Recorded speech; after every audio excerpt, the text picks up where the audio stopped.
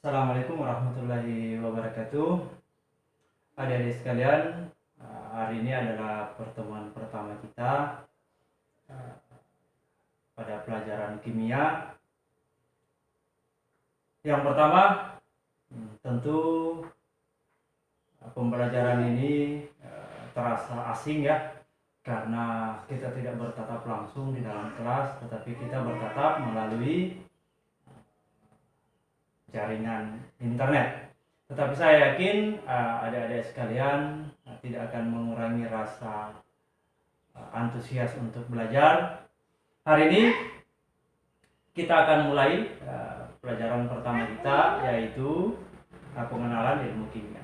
Pengenalan ilmu kimia ini tentu sudah pernah dibahas di tingkatan sebelumnya, yaitu tingkatan sekolah menengah pertama. Namun tidak ada salahnya kalau kita mengulang kembali untuk menguatkan kita dalam mempelajari ilmu kimia di tingkatan menengah atas.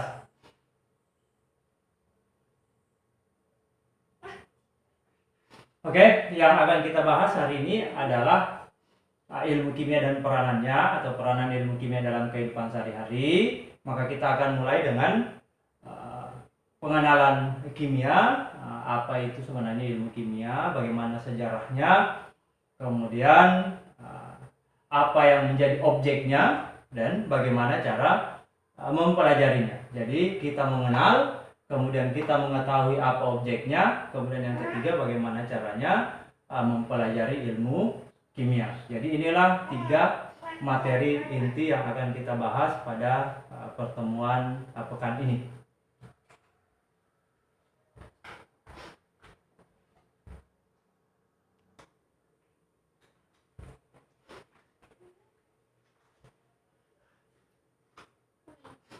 Selanjutnya kita akan berkenalan dulu dengan ilmu kimia. Apa sih itu ilmu kimia?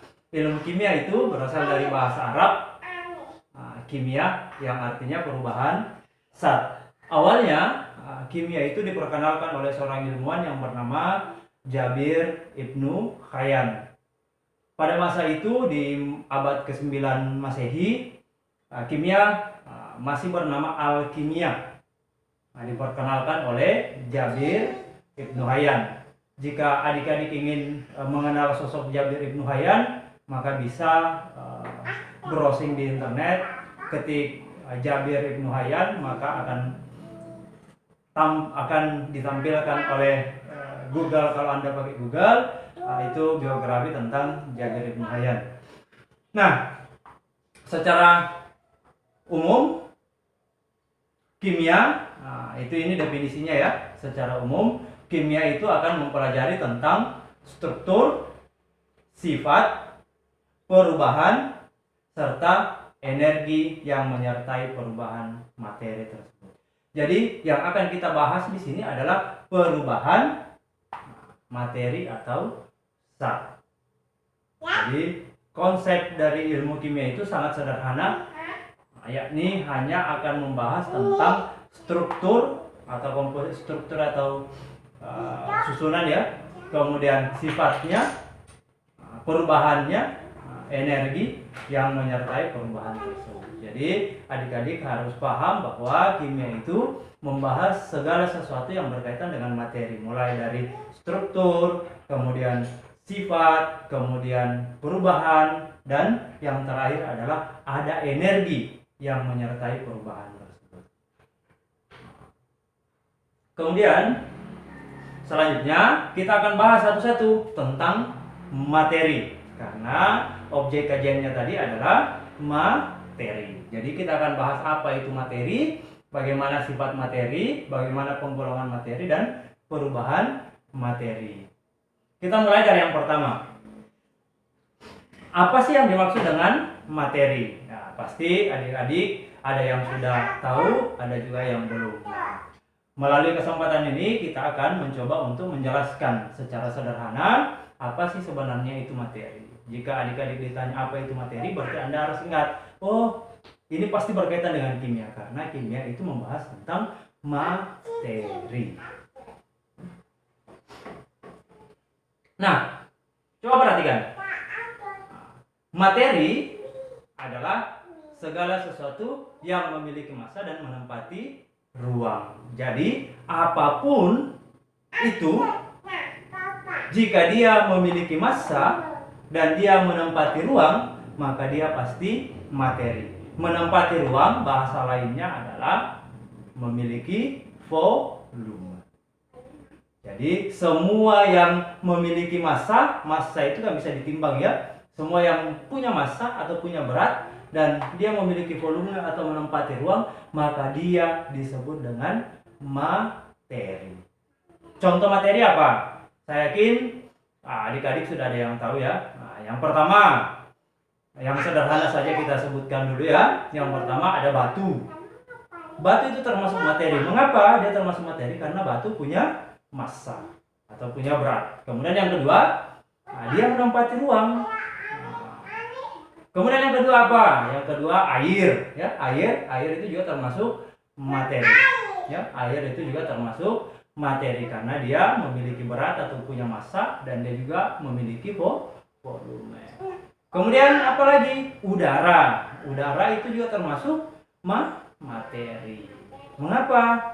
Pasti ada yang bertanya, apakah udara punya massa? Ya tentu punya massa. Udara juga bisa ditimbang. Sekarang tugas adik-adik bagaimana kira-kira caranya kita bisa menimbang udara. Udara punya massa, udara juga punya menempati ruang. Jadi contoh yang lain semisal rumah. Rumah itu materi. Kamera itu materi. Nah, ini juga apa ini?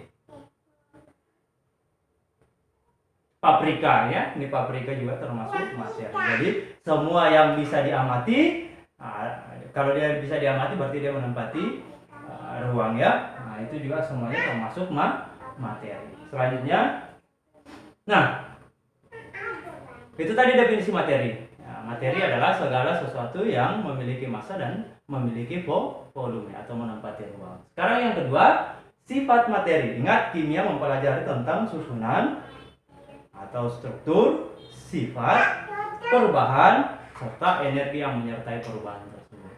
Nah, untuk sifat materi ada 4 ya. Ada sifat fisika, ada sifat kimia, ada sifat intensif, dan ada sifat ekstensif.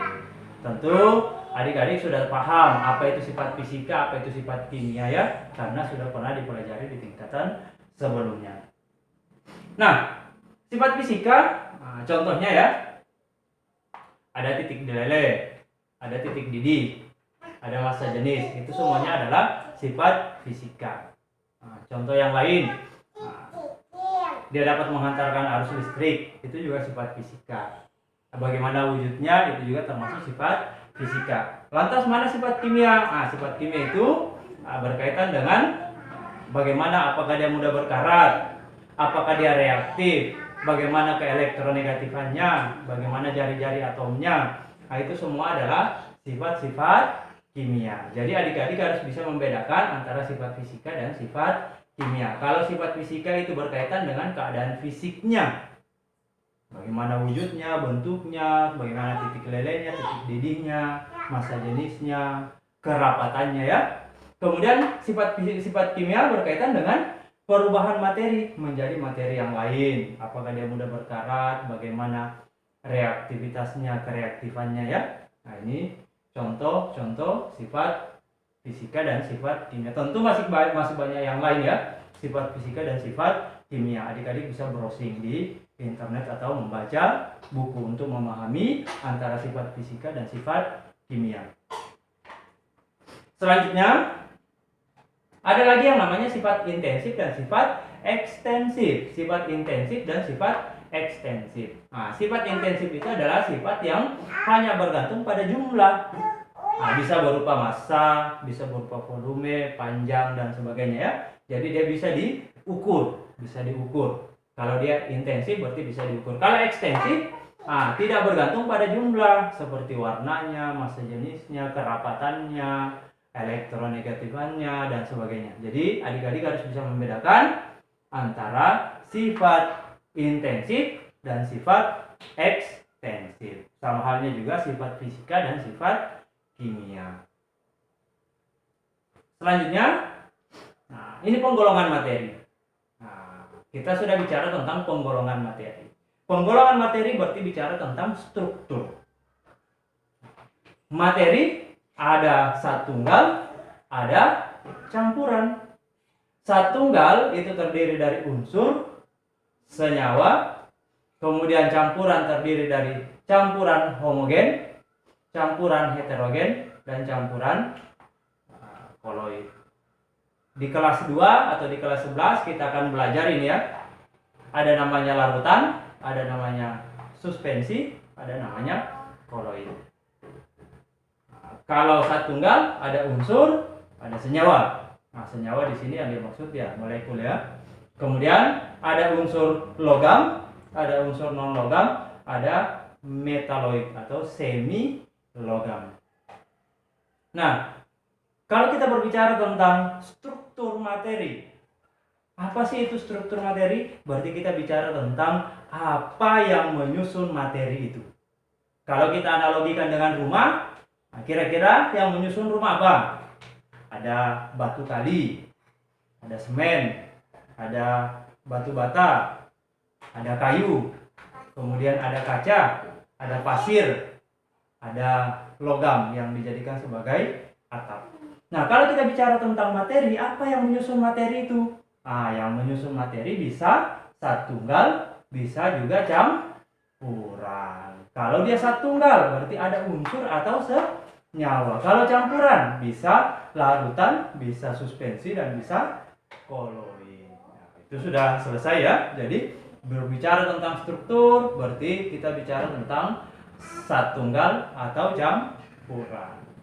Bicara tentang sifat materi, berarti kita bicara tentang sifat fisika, sifat kimia, sifat intensif, dan sifat ekstensif.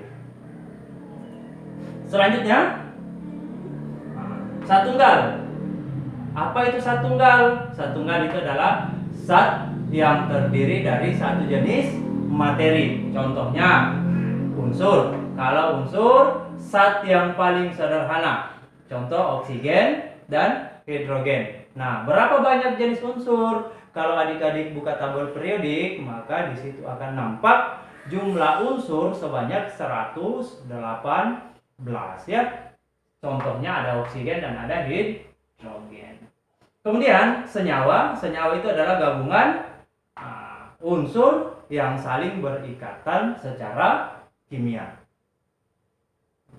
Contohnya ada air, ada cuka. Ya, air itu H2O, cuka CH3COOH.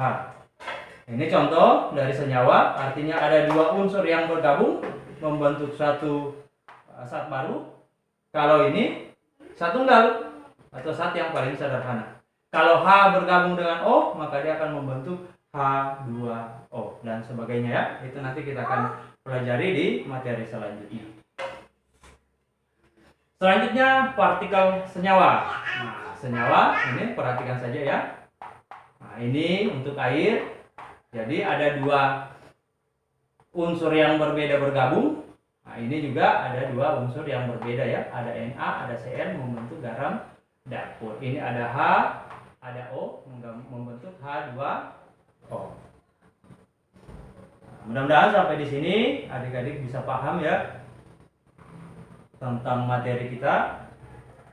Selanjutnya partikel unsur. Nah, partikel unsur itu dia sama ya. Nah, atom logam, nah, semuanya sama. Molekul oksigen sama ya. Jadi dia unsur yang sejenis. Berbeda dengan yang tadi. Dia berbeda jenis ya. Dia berbeda jenis. Kalau senyawa, kalau dia unsur, nah, dia sejenis. Jadi adik-adik harus bisa bedakan kapan dia unsur, kapan dia senyawa. Karena ini adalah penyusun atau yang menjadi struktur dari suatu materi atau suatu benda ya.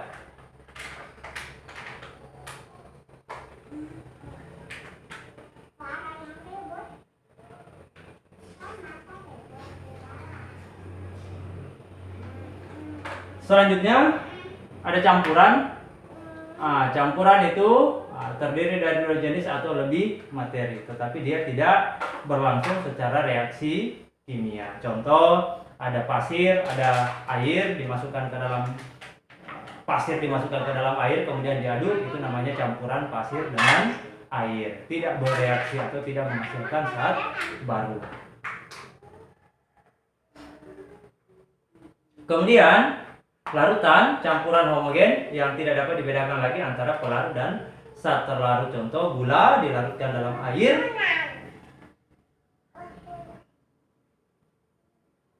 Jangan ribut, nah. Di luar sibuk di luar. Tidak bisa dipercaya, di luar. Ya, contoh, gula dengan air. Gula adik-adik masukkan ke dalam air, maka gula akan larut. Pertanyaannya, kemana gulanya? Kalau secara kimia, maka kita akan bilang bahwa gula itu larut di dalam air. Antara gula dengan air kita tidak bisa lagi bedakan, maka dia disebut dengan larutan. Artinya dia homogen. Homogen itu tidak bisa lagi dibedakan. Kemudian ada suspensi. Nah, ini suspensi. Suspensi ini adalah campuran antara dua benda yang masih bisa dibedakan. Campuran heterogen yang antara zatnya dapat dibedakan tanpa menggunakan bantuan mikroskop, ya, tanpa menggunakan bantuan mikroskop. Contoh, pasir dengan batu adik-adik campur, itu akan kelihatan mana batu mana pasir. Itu namanya suspensi. Kemudian koloid. Koloid ini campuran yang keadaannya antara larutan dan suspensi. Dia seolah-olah bercampur, tetapi ternyata jika diamati dengan menggunakan mikroskop ultra, dia berpisah. Dalam kehidupan sehari-hari contohnya banyak. Yang paling adik-adik kenal pasti debu, ya. Debu yang ada di dalam kamar itu kalau kita amati secara kasat mata seolah-olah tidak ada debu, tetapi ketika ada cahaya yang merembes melalui atap, maka kita akan melihat debu berterbangan. Itu termasuk koloid. Contoh yang lain lagi adalah santan. Santan itu juga termasuk koloid. Air dengan partikel santan itu seolah-olah dia bersatu, tetapi jika diamati lebih mendalam ternyata dia tidak menyatu. Nah, kemudian kita masuk pada perubahan. Jadi sudah struktur, sudah sifat, sekarang kita masuk pada perubahan. Perubahan itu ada dua, ya. Ada perubahan fisika, ada perubahan kimia. Perubahan fisika itu adalah perubahan yang tidak menghasilkan materi baru atau zat baru. Dia hanya berubah saja dari bentuk padat menjadi cair atau menjadi gas atau sebaliknya. Jadi perubahan fisika itu hanya terjadi proses perubahan wujud saja, ya. Hanya terjadi proses perubahan wujud. Contoh, garam dilarutkan dalam air, garamnya berubah dari padat, ya, dari padat menjadi cair. Contoh, kita masak air, airnya berubah dari cair menjadi gas dan seterusnya. Saya pikir adik-adik sudah paham ini karena ini materi di kelas tingkatan sebelumnya. Kemudian ada namanya perubahan kimia, ya. Perubahan kimia itu perubahan yang menghasilkan materi baru. Contoh, kembang api. Jika adik-adik menyalakan kembang api, maka kembang api itu akan berubah. Awalnya dia serbuk, setelah dibakar maka dia akan menghasilkan gas, akan menghasilkan nyala, dan akan menghasilkan uap air. Artinya ada perubahan di situ. Kalau adik-adik tidak bisa mengamati kembang api, maka coba perhatikan kalau ada kertas adik-adik bakar. Adik-adik ambil satu lembar kertas, kemudian bakar. Apa yang terjadi? Nah, yang terjadi adalah setelah kertas terbakar, maka akan dihasilkan asap. Asap itu adalah sesuatu yang baru. Nah, kalau kertasnya tidak dibakar, maka tidak akan menghasilkan asap. Ya, tetapi karena kertasnya dibakar, maka akan menghasilkan asap. Asap itu adalah zat baru atau materi baru. Jika ada sesuatu yang adik-adik reaksikan dan menghasilkan zat baru, berarti dia termasuk perubahan kimia ya. Di buku-buku pegangan kimia tentu banyak contoh-contoh dari perubahan fisika dan perubahan kimia. Kita lanjut.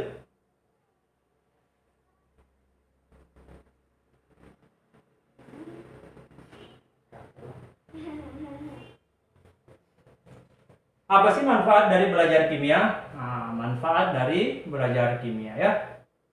Ataukah apakah peranan ilmu kimia dalam kehidupan sehari-hari?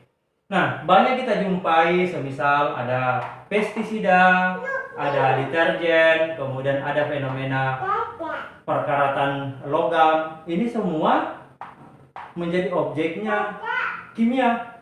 Mengapa jadi objek kimia? Karena semua yang kita amati ini adalah materi atau benda ya.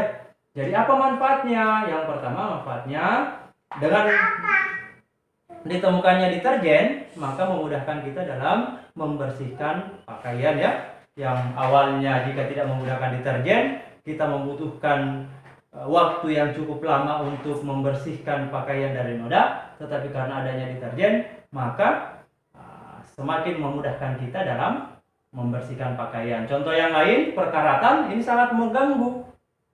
Semisal atap seng berkarat, ataukah logam yang ada di rumah kita, pagar kita berkarat, itu kan akan merugikan, menyebabkan benda tersebut mengalami kerusakan. Nah, dengan adanya ilmu kimia, maka persoalan ini bisa diatasi. Bagaimana caranya? Dengan melapisinya, dengan melapisi benda-benda ini dengan zat tertentu yang bisa mencegah perkaratan. Contoh yang lain dengan pestisida. Orang tua kita di rumah yang petani tentu paham dengan pestisida. Dengan adanya pestisida, maka rumput-rumput pengganggu di kebun-kebunnya orang tua adik-adik sekalian itu bisa diatasi dengan mudah. Hanya dengan menyemprotkan pestisida tertentu ya. Ini manfaatnya. Jadi kalau kita ditanya apa sih manfaat kimia itu, maka manfaat kimia itu dapat memberikan kemudahan kepada kita untuk menjalankan kehidupan kita sehari-hari. Dengan adanya bahan baku yang berasal dari alam diolah menjadi bahan yang dapat kita manfaatkan dalam mempermudah kehidupan kita sehari-hari. Itulah kira-kira manfaat dari belajar kimia ya. Kemudian apa sih peranan ilmu kimia? Peranan ilmu kimia berkaitan dengan bidang-bidang ilmu pengetahuan yang lain. Tentu banyak ya bidang yang kemudian ilmu kimia berperan penting di sana. Contoh di bidang kedokteran, bidang farmasi, pertanian, biologi, seni, kriminologi, termasuk pada bidang yang lain ya. Semisal farmasi sudah ada ya, bidang industri, kemudian bidang transportasi, bidang telekomunikasi, hampir semua ilmu kimia itu diterapkan pada bidang-bidang ini. Kita ambil saja 6 ini ya, 6 contoh ini. Nah, di bidang kedokteran fungsinya itu adalah mendiagnosis penyakit. Jadi banyak penyakit-penyakit itu bisa didiagnosis dengan menggunakan senyawa-senyawa kimia tertentu. Misal untuk mengobati, untuk mendeteksi adanya kanker di dalam tubuh, maka kita menggunakan beberapa macam isotop yang ada di dalam ilmu kimia.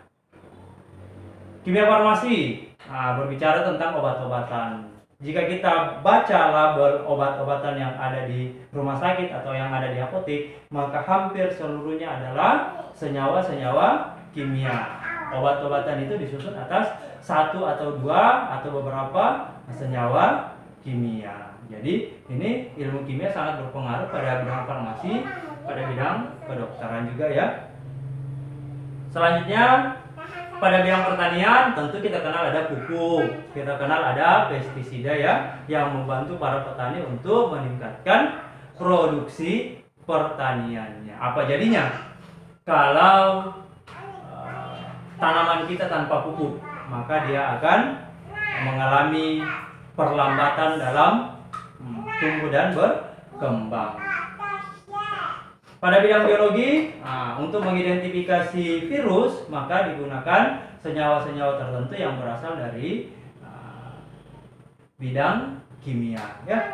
Contoh untuk mengidentifikasi virus COVID-19, ya, maka dengan menggunakan senyawa-senyawa tertentu kita bisa mengidentifikasi bahwa dia dapat diidentifikasi lebih jelas dengan menggunakan senyawa-senyawa tertentu. Kemudian bidang seni, ini cat, ya, cat, penggunaan cat itu semua adalah senyawa-senyawa kimia yang digabung sehingga diperoleh perpaduan warna yang menarik. Contoh yang lain di bidang kriminologi, jika adik-adik konsumsi narkoba kemudian ingin dites urinnya, maka kita menggunakan senyawa-senyawa yang berasal dari bidang kimia. Sangat banyak manfaat belajar ilmu kimia, ya. Jadi kalau adik-adik ditanya apa sih manfaatnya, apa peranannya sangat banyak, ya. Untuk memahami lebih jauh, maka adik-adik bisa browsing di internet untuk menemukan manfaat-manfaat lain dalam ilmu kimia dalam bidang-bidang tertentu. Kemudian kita tinggalkan. Jadi tadi definisi ilmu kimia itu adalah ilmu yang mempelajari tentang susunan atau struktur. Kita sudah bahas susunan itu bisa berupa unsur atau senyawa, bisa juga berupa campuran. Kemudian yang kedua, dia bicara tentang sifat. Sifat itu ada 4, ya. Ada sifat fisika, ada sifat kimia, kemudian ada sifat intensif dan ada sifat ekstensif. Kemudian perubahan. Perubahan itu ada 2, ada perubahan fisika, ada perubahan kimia. Kemudian yang terakhir kita akan bahas nanti energi, ya. Energi yang menyertai perubahan. Kalau adik-adik bakar kertas, maka ada panas yang dirasakan di sekitar kertas yang terbakar itu. Nah, itulah energi yang dimaksud dengan energi. Setiap ada reaksi kimia pasti ada energi yang dilepaskan atau diserap. Materi tentang energi ini kita akan bahas di kelas 12. Selanjutnya, bagaimana mempelajari ilmu kimia? Ilmu kimia itu dipelajari dengan menggunakan metode ilmiah. Jadi untuk mempelajari ilmu kimia, maka kita membutuhkan metode ilmiah. Apa sih itu metode ilmiah? Metode ilmiah merupakan langkah-langkah yang disusun secara sistematis untuk menyelesaikan suatu persoalan yang sedang diamati. Jadi seorang kimiawan, adik-adik sekarang sudah belajar kimia, berarti adik-adik juga termasuk kimiawan. Kimiawan dalam bertindak harus menggunakan metode ilmiah, harus ilmiah, tidak boleh asal-asalan, ya. Apapun itu dalam berpikir, dalam mengambil keputusan, maka kita harus selalu menggunakan metode ilmiah. Apa itu metode ilmiah? Langkah-langkah yang disusun secara sistematis. Mana langkah-langkahnya? Ini yang akan saya perlihatkan selanjutnya.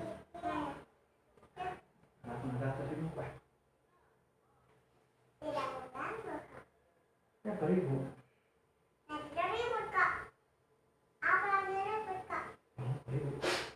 Itu ribut kamu.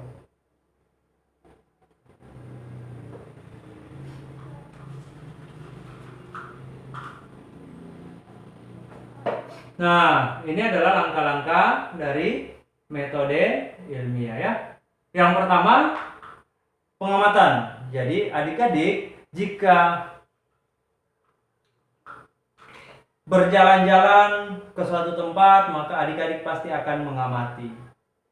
Ada yang baik dan ada yang buruk. Ada yang sudah sesuai aturan dan ada yang belum sesuai dengan aturan. Itu pasti terjadi. Nah, jika dia sudah baik, maka kita tidak persoalkan. Tetapi kalau ada sesuatu yang dianggap janggal, maka biasanya itu akan menjadi objek pengamatan kita. Kita akan fokus ke situ. Nah, itulah fungsi dari pengamatan. Mengidentifikasi masalah-masalah yang mungkin ada di lingkungan sekitar. Jadi pengamatan itu tujuannya adalah untuk mengidentifikasi masalah-masalah yang ada di sekitar kita. Nah, kemudian pengamatan itu bertujuan untuk mengidentifikasi masalah. Setelah kita melakukan pengamatan, maka selanjutnya adalah kita akan mengumpulkan data dan informasi. Jadi ada masalah yang kita dapatkan di lingkungan, setelah itu kita lanjutkan dengan mengumpulkan data dan informasi. Bisa dengan cara bertanya kepada orang-orang di sekitar, ataukah bisa juga dengan menggunakan kajian pustaka atau membaca buku ya. Setelah itu kita membuat hipotesis atau jawaban sementara. Jadi langkah-langkahnya adik-adik harus ingat. Yang pertama adalah pengamatan. Jadi adik-adik mengamati masalah yang mungkin ada di lingkungan. Yang kedua adalah mengumpulkan data dan informasi, bisa dengan bertanya, bisa juga dengan kajian pustaka. Kemudian yang ketiga adalah membuat hipotesis atau membuat jawaban sementara ya, membuat jawaban sementara. Setelah itu kita menguji. Setelah itu kita menguji dengan melakukan percobaan. Percobaan ini bertujuan untuk menguji jawaban sementara kita apakah sudah sesuai atau tidak sesuai. Setelah itu kita mengolah data hasil percobaan. Kita mengolah data hasil percobaan, menarik kesimpulan, kemudian menyusun laporan. Jadi urutannya yang pertama adalah pengamatan masalah, kemudian yang kedua adalah mengumpulkan data dan informasi, kemudian yang ketiga adalah merumuskan hipotesis atau jawaban sementara, kemudian yang keempat adalah melakukan percobaan atau eksperimen, kemudian yang kelima adalah menganalisis data, yang keenam adalah menarik kesimpulan, dan yang terakhir adalah membuat laporan hasil percobaan ya. Ini adalah langkah-langkah metode ilmiah. Jadi jika adik-adik mendapatkan suatu masalah di lingkungan sekitar, maka langkah-langkah ini yang harus adik-adik gunakan sehingga hasilnya bisa dipertanggungjawabkan. Nah, nanti adik-adik akan diberikan tugas untuk mengidentifikasi suatu masalah sampai menarik kesimpulan.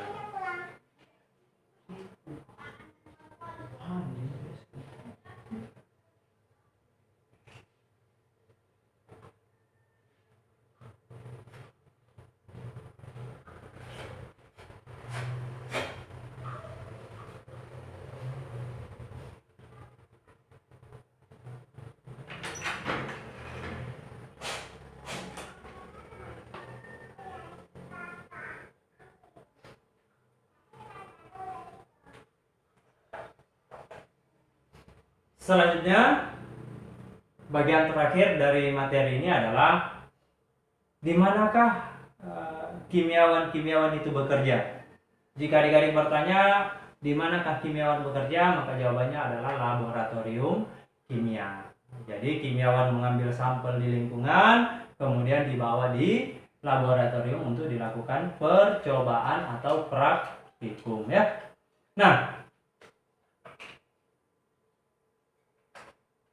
ada yang perlu adik-adik pahami pada materi ini. Yang pertama adalah bagaimana tata cara atau prosedur seseorang yang biasa kita sebut dengan praktikan memasuki laboratorium kimia. Jadi ada caranya.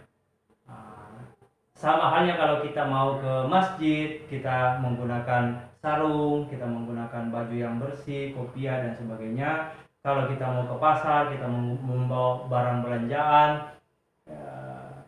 Kalau mau masuk ke dalam laboratorium, kita harus seperti apa? Maka ada istilahnya standar prosedur ya untuk masuk ke dalam laboratorium kimia. Yang pertama apa? Yang pertama kita harus menggunakan alat pelindung diri. Alat pelindung diri ini, nah, ingat ya, ingat alat pelindung diri itu yang pertama adalah jas praktikum. Jadi adik-adik harus menggunakan jas. Nah, kemudian yang kedua ada namanya kacamata laboratorium. Ada kacamata yang digunakan untuk melindungi mata ya dari larutan-larutan atau dari bahan-bahan kimia yang berbahaya. Kemudian yang ketiga ada masker. Harus menggunakan masker. Kemudian yang keempat menggunakan sarung tangan. Kemudian Yang kedua,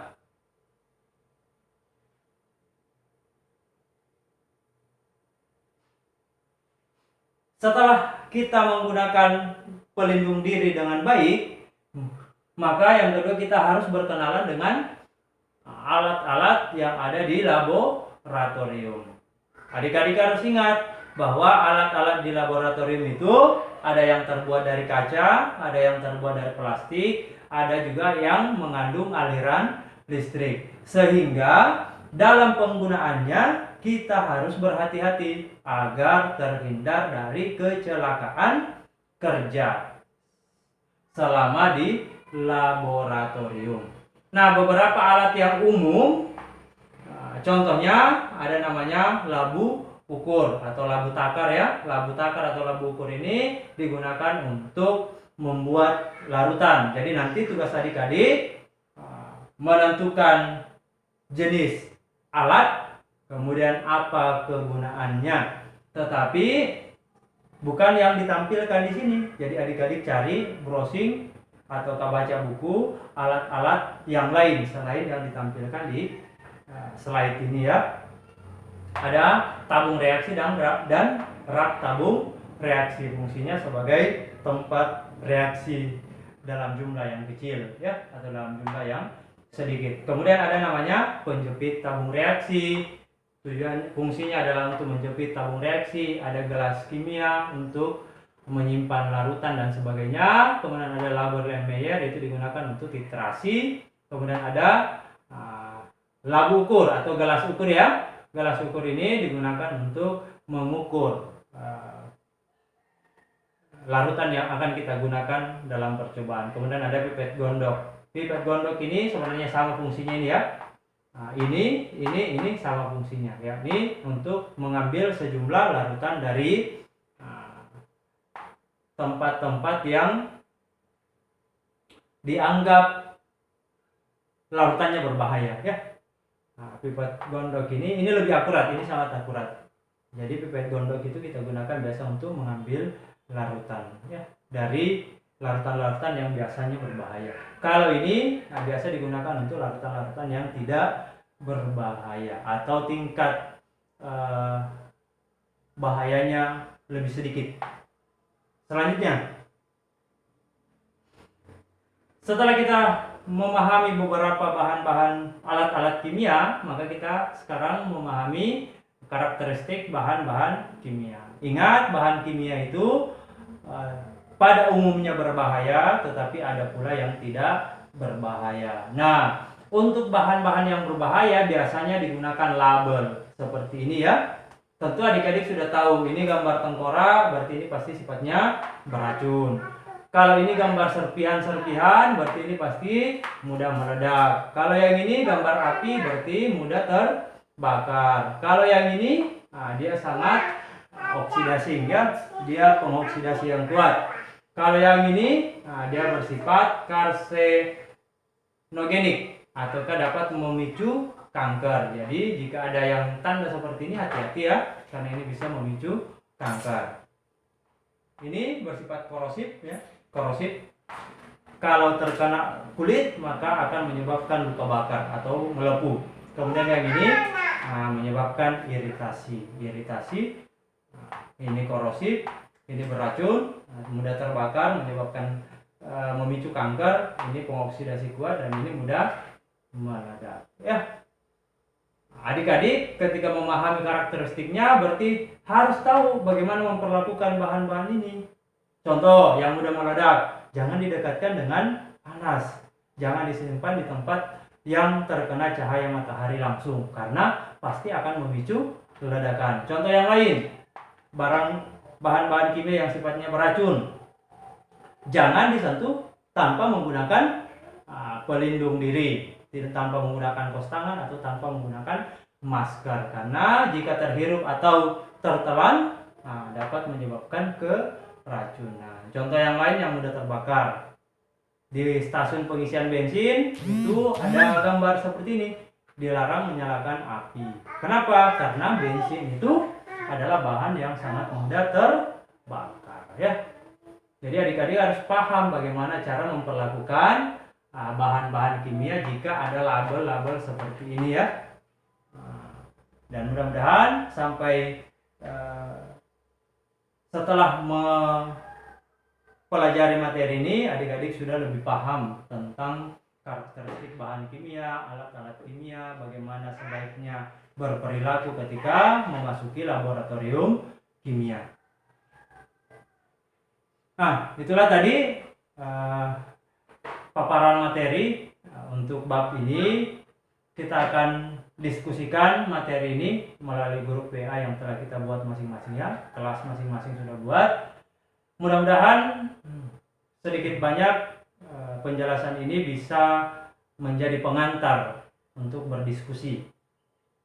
Semoga banyak yang penasaran dan kita akan kaji lebih jauh tentang apa sih itu ilmu kimia, apa peranannya dalam kehidupan sehari-hari, kemudian bagaimana mempelajari ilmu kimia, serta bagaimana sikap seseorang dalam memasuki laboratorium kimia, bagaimana mengenali alat-alat kimia sehingga bisa digunakan dengan baik, bagaimana memperlakukan bahan-bahan kimia sehingga tidak menyebabkan kecelakaan kerja pada saat melakukan percobaan di laboratorium kimia. Jadi 1 minggu ke depan ini kita akan bahas ini, kita akan diskusikan ini. Ada LKPD yang saya sudah bagikan, silakan di-download. Nanti adik-adik kerja secara mandiri di rumah. Di akhir pekan, di hari Jumat, kita akan adakan evaluasi melalui internet. Jadi saya akan bagikan kepada adik-adik link yang akan